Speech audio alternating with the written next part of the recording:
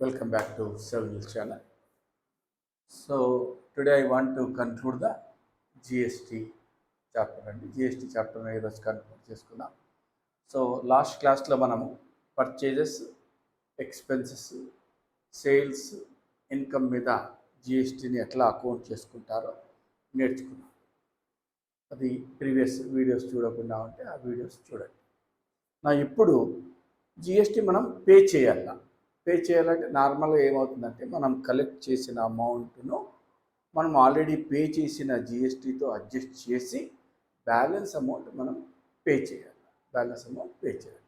ఒకవేళ మా దగ్గరే అమౌంట్ ఎక్సెస్ ఉంటే అంటే ఆల్రెడీ మనం గవర్నమెంట్ పే చేసిన అమౌంట్ ఎక్సెస్ ఉంటే పే చేసే అవసరం ఉండదు. ఓకేనా. ఇక్కడ నేను పే చేసేటట్లే ఉంది. మనము ప్రీవియస్ క్లాస్లో ఎంట్రీస్ చెక్ చేసుకుంటే మనమే జిఎస్టీ కట్టే అవసరం ఉంది. మరి దీన్ని ఎట్లా ఎంట్రీస్ పాస్ చేసి క్లోజ్ చేసేసేయాల? వెరీ సింపుల్ అండి. ఇన్పుట్ జిఎస్టీ అంతా కూడా మనకు డెబిట్ బ్యాలెన్స్ చూపిస్తుంది.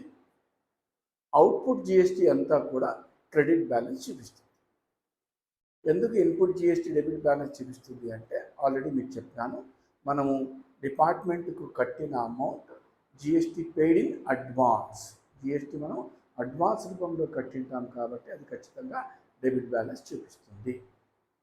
జిఎస్టీ కలెక్ట్ చేసుకున్న amount to be payable to the department. మనం ఇంకా పే చేసేది ఉంది కాబట్టి ఇట్ ఈస్ ఏ లయబిలిటీ. అందుకే అవుట్పుట్ జిఎస్టీ క్రెడిట్ బ్యాలెన్స్ చూపిస్తుంది. ఆల్రెడీ అది ప్రీవియస్ క్లాస్లో ఎగ్జాంపుల్తో సహా చూస్తాం. సో అది సెట్ ఆఫ్ చేయనంత వరకు అది ఇన్పుట్ జిఎస్టీ అసెట్ సైడ్ చూపిస్తామన్నాము and output GST liability side చూపిస్తామన్నాము. ఇప్పుడు సెట్ ఆఫ్ చేయడానికి వ్రాయవలసిన ఎంట్రీ నార్మల్గా ఎవ్రీ ఆర్గనైజేషన్లో ఎవ్రీ మంత్ ఎండ్కు ఈ ఎంట్రీ పాస్ చేస్తారండి. ఎవ్రీ మంత్ ఎండ్ అంటే 12 monthsకు 12 ఎంట్రీస్ ఖచ్చితంగా ఉంటాయి. కాబట్టి చాలా జాగ్రత్తగా ఉండాలి. ఓకేనా. సో ఎంట్రీస్ పాస్ చేసేటప్పుడు చాలా జాగ్రత్త. మళ్ళీ చెప్తున్నాను, మీరు బైహార్ట్ చేసుకునే అవసరం లేదండి. లాజిక్ గుర్తుపెట్టుకునే ప్రయత్నం చేద్దాం. ఇన్పుట్ జిఎస్టీ డెబిట్ బ్యాలెన్స్ చూపిస్తుంది కాబట్టి దాన్ని క్రెడిట్ చేయాలా. Output GST debit balance credit balance చూపిస్తుంది కాబట్టి దాన్ని డెబిట్ చేయాలి. ఇంతే logic. Input GST debit balance చూపిస్తుంది. ఎందుకు చూపిస్తుంది అని చెప్పాను ఆల్రెడీ. అది మనం అడ్వాన్స్ పే చేసి ఉంటాం కాబట్టి జిఎస్టీ పేడ్కు అంటే ఇన్పుట్ జిఎస్టీకి డెబిట్ చేసి ఉంటాం. అదే అవుట్పుట్ జిఎస్టీ క్రెడిట్ బ్యాలెన్స్ చూపిస్తుంది. ఎందుకంటే it is collected from the customer payable to the government కాబట్టి దాన్ని మనం క్రెడిట్ చేసాం. ఇప్పుడు ఈ డెబిట్ క్రెడిట్లకు అడ్జస్ట్ చేయాలి.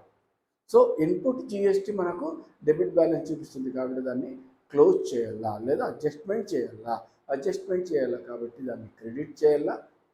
అండ్ అవుట్పుట్ జిఎస్టీకి అడ్జస్ట్మెంట్ చేయాలి కాబట్టి అవుట్పుట్ జిఎస్టీ క్రెడిట్ బ్యాలెన్స్ చూపిస్తూ ఉంటుంది కాబట్టి దాన్ని మనము క్లోజ్ చేసుకోవాలి కాబట్టి దాన్ని మనం డెబిట్ చేయాలా. ఏదైనా కావచ్చు అండి, అది సిజిఎస్టీ కావచ్చు, ఎస్జిఎస్టీ కావచ్చు, ఐజిఎస్టీ కావచ్చు, ఏదైనా కానీ లాజిక్ సేమ్. ఒకసారి ఎంట్రీ చూద్దాం. మనము ప్రీవియస్ ఎగ్జాంపుల్లో పర్చేజ్ మీద సిజిఎస్టీ అండ్ ఎస్జిఎస్టీ ఇక్కడ రెండు రాస్తానండి. మనకు అర్థం కావడానికి కేవలం సిజిఎస్టీ మాత్రమే కన్సిడర్ చేస్తాను. ఇక్కడ మీరు సిజిఎస్టీ అండ్ ఎస్జిఎస్టీ 9,000 అని అనుకోవచ్చు. సో మీరు ఎంట్రీస్ చెక్ చేసుకుంటే సిజిఎస్టీకి 9,000 డెబిట్ చేస్తాము, ఎస్జిఎస్టీకి 9,000 డెబిట్ చేస్తాము. నేను కేవలం సిజిఎస్టీ గురించి మాత్రమే రాస్తాను కాబట్టి ఇక్కడ 18,000 వేయలేదు. కన్ఫ్యూజ్ కావద్దండి. ఇక్కడ సిజిఎస్టీ అండ్ ఎస్జిఎస్టీ అంటే దాని అర్థం ఇంకొక 9,000 ఇక్కడ రాయాల. నేను ఎస్జిఎస్టీకి రాయలే, ఎందుకంటే అన్ని వర్కింగ్లు కన్ఫ్యూజ్ అవుతుంది అని. ఒకటి అర్థం చేసుకుంటే ఇంకోటి ఫ్రీగా అర్థమైపోతుంది. ఓకే. సో సిజిఎస్టీకి డెబిట్ చేస్తాం 9,000 అండ్ సిజిఎస్టీకి డెబిట్ చేస్తాం ఆన్ ఎక్స్పెన్సెస్ మీద. ఈ రెండు కూడా డెబిట్ చూడండి. నేను ఎంట్రీ చెక్ చేసుకుంటే ఇవి రెండు కూడా నాకు డెబిట్లో ఉంది. అంటే నా అమౌంట్ డిపార్ట్మెంట్ వద్ద ఆల్రెడీ ఉంది. ఎంత ఉంది? 9,500. నేను కలెక్ట్ చేసుకున్న అమౌంట్ క్రెడిట్ చేస్తాం. మీరు కావాలంటే ఎంట్రీలు చెక్ చేసుకోండి. ఇది క్రెడిట్ ఉంది, ఏది క్రెడిట్. 12,600 సిజిఎస్టీకి క్రెడిట్ ఉంది, 12,600 ఎస్జిఎస్టీకి క్రెడిట్ ఉంది. సో అవుట్పుట్ సిజిఎస్టీ 750 సిజిఎస్టీకి అండ్ ఎస్జిఎస్టీకి 750. ఈ అమౌంట్లు నేను అడ్జస్ట్ చేస్తున్నాను. అంటే అర్థమేమి? ఆల్రెడీ నేను పే చేసింది 9,500. నేను పే చేయవలసిన అమౌంట్ ఇది అండి, పేయబుల్. నేను పే చేయవలసిన అమౌంట్ ఇది. ఈ అమౌంట్ను నేను అడ్జస్ట్మెంట్ చేయాలా. నేను పే చేయవలసిన అమౌంట్ 13,350.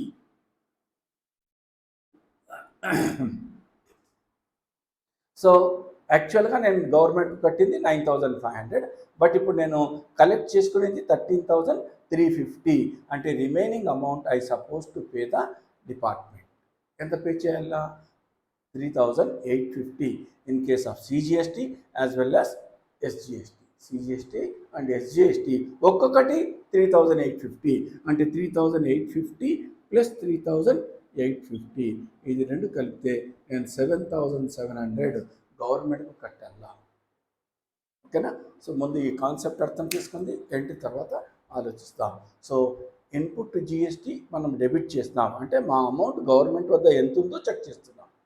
గవర్నమెంట్ వద్ద ఎంత ఉందో చెక్ చేస్తున్నాం. నా ఇంకా నేను గవర్నమెంట్కి ఎంత కట్టాలా అనేది ఇక్కడ చెక్ చేస్తున్నాను. 13,350 అంటే ఇంకా బ్యాలెన్స్ ఎంత కట్టాలా? నేను 3,850 in each case. In each case అంటే CGST అండ్ SGST. కాబట్టి నేను ఇంకా 7,700 కట్టాలి. సిమిలర్లీ IGST, ITC క్లెయిమ్ అంటామండి. ఈ 9,500 మనం క్లెయిమ్ చేస్తాం, తర్వాత చెప్తాను, కన్ఫ్యూజ్ వద్దు. సో ITC ఇప్పుడు ఇన్పుట్ చూడండి. IGST 18,000 డెబిట్ పడింది, మీరు చెక్ చేసుకోవాలండి ఎంట్రీస్. అండ్ ఇక్కడ 1,000 రూపీస్ డెబిట్ పడింది. 1,000 రూపీస్ అంటే 19,000 రూపీస్ IGST రూపంలో గవర్నమెంట్ దగ్గర మన డబ్బులు ఉన్నాయి. కానీ నేను గవర్నమెంట్కు కట్టవలసిన అమౌంట్ ఎంత చూడండి, ఇక్కడ ఏడు ఉంది మనకు 26,700. నేను కట్టవలసిన అమౌంట్ 26,700. కానీ ఆల్రెడీ గవర్నమెంట్ దగ్గర 19,000 ఉంది కాబట్టి ఇంకా 7,700 నేను IGST రూపంలో పే చేసేది ఉంది. IGST రూపంలో పే చేసేది ఉంది. ఓకేనా? సో దీనికి సంబంధించిన ఎంట్రీస్ ఇక్కడ రాస్తాను. ఆల్రెడీ చెప్పినాను కదా, అవుట్పుట్ బ్యాలెన్స్ అంతా కూడా క్రెడిట్ చూపిస్తూ ఉంది. నేను దాన్ని అడ్జస్ట్ చేస్తున్నాను కాబట్టి డెబిట్ చేస్తున్నాను.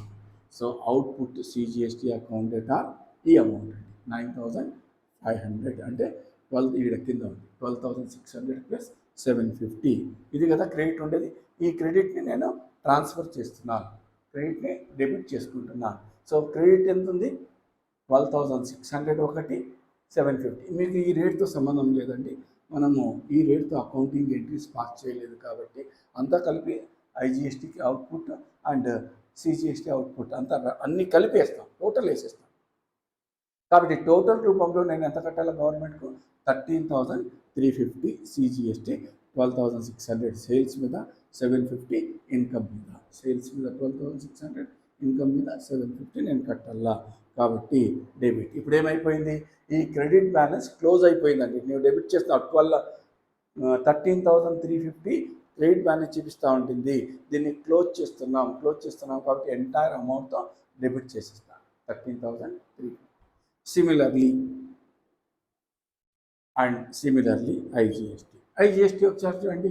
ఇవి రెండు అవుట్పుట్ క్రెడిట్ బ్యాలెన్స్ చూపిస్తున్నాయి. టోటల్ ఎంత? 26,700. సో క్రెడిట్ బ్యాలెన్స్తో క్లోజ్ చేస్తాం. అంటే ఇప్పుడు మీరు GST అవుట్పుట్లో చూస్తే, అంటే output CGST, output SGST, output IGST చూస్తే క్లోజ్ అయిపోతుంది. ఎందుకంటే క్రెడిట్ ఉండే బ్యాలెన్స్ను డెబిట్ చేసేసి క్లోజ్ చేస్తాం. నా ఇప్పుడు ఏమైపోయింది? Input CGST 9,500. నా దగ్గర ఉండేదే ఇంత అండి, ఇంతకన్నా ఎక్కువ లేదు కాబట్టి ఈ అమౌంట్ అంతా కూడా అడ్జస్ట్ చేస్తున్నాం. This is called ITC claimed.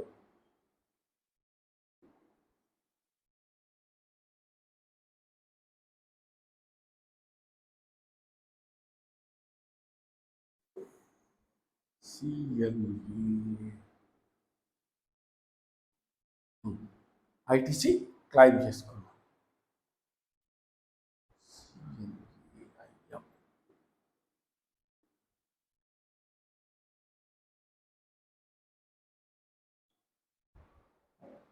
ITC claim చేసుకున్నాం. చూడండి ఒకసారి.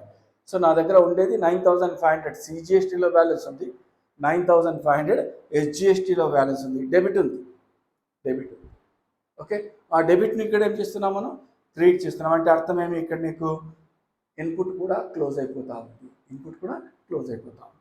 అండ్ 19,000 ఇక్కడ చూసుకోవచ్చు, ఇన్పుట్ ఐజిఎస్టి 19,000 ఉంది, ఇవి రెండు కలిపి ఇది కూడా క్లోజ్ అవుతా ఉంది. ఇక్కడ డెబిట్ ఉంది, రెండు కలిపి ఎంత ఉంది, 19,000 డెబిట్ ఉంది, ఐఎమ్ క్లోజింగ్ ఇట్. సో ఇది క్లోజ్ అయిపోయింది. కానీ డెబిట్ బ్యాలెన్స్ ఎక్కువ ఉంది, క్రెడిట్ బ్యాలెన్స్ తక్కువగా ఉంది. అంటే నేను కట్టవలసిన అమౌంట్ ఎక్కువగా ఉంది, నేను అడ్జస్ట్మెంట్ చేసిన అమౌంట్ తక్కువగా ఉందని అర్థం.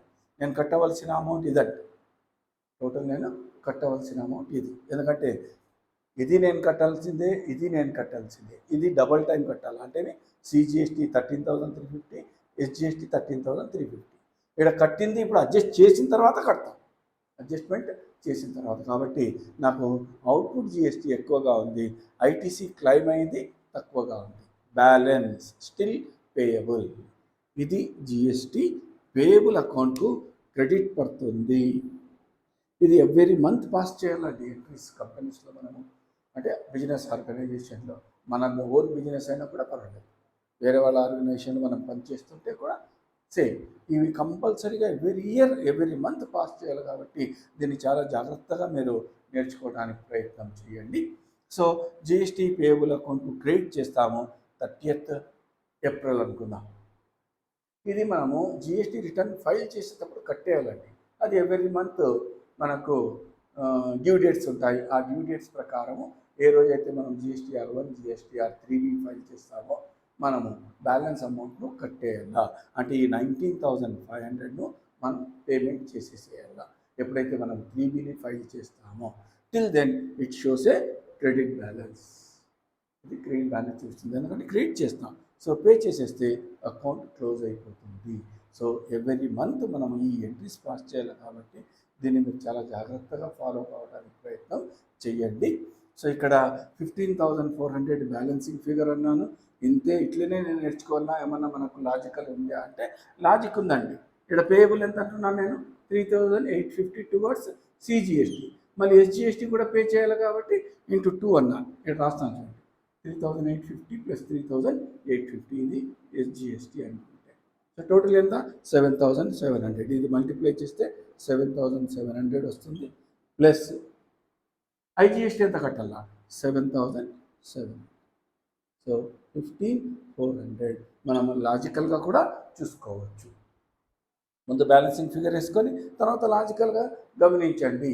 లేకుంటే మనం ఎక్కడ ఎంట్రీస్ రాంగ్ రాసినా లేదా అమౌంట్స్ ఏమన్నా మనం రాంగ్ తీసుకున్నా మనకు క్రాస్ వెరిఫికేషన్ చేసుకుంటే తెలిసిపోతుందండి ఎక్కడ మిస్టేక్ జరిగిందో ఏం లేదు.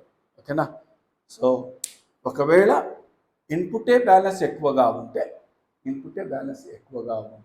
అటువంటి సమయంలో ఈ బ్యాలెన్సెస్లలో మనకు డెబిట్ బ్యాలెన్స్ చూపిస్తుంది, అదే డెబిట్ బ్యాలెన్స్ అసెట్ సైడ్ కనిపిస్తుంది.